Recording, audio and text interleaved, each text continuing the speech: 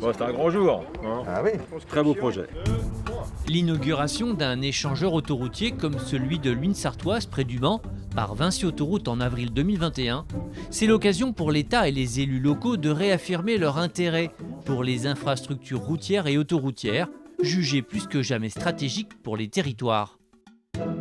La route est nécessaire. On ne peut pas du jour au lendemain considérer que nous allons arrêter d'utiliser des routes, arrêter de construire des routes. Les routes sont indispensables à notre développement. Les autoroutes sont des artères.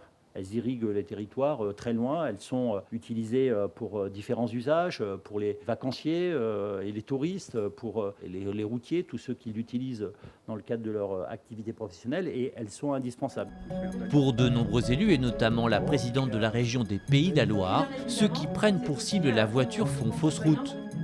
Il faut arrêter de taper sur la voiture. La voiture de demain, elle est déjà électrique, elle sera peut-être hydrogène. Cet échangeur était très attendu sur le territoire, notamment vis-à-vis des élus, des maires, pour leur population, mais également pour le monde économique.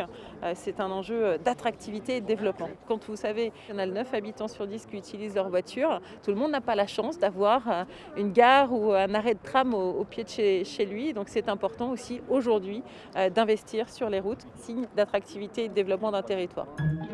Les habitants attendaient ce nouvel échangeur autoroutier depuis des décennies. Pour les Sartois, ce serait d'ailleurs une erreur de réduire son intérêt au seul champ économique.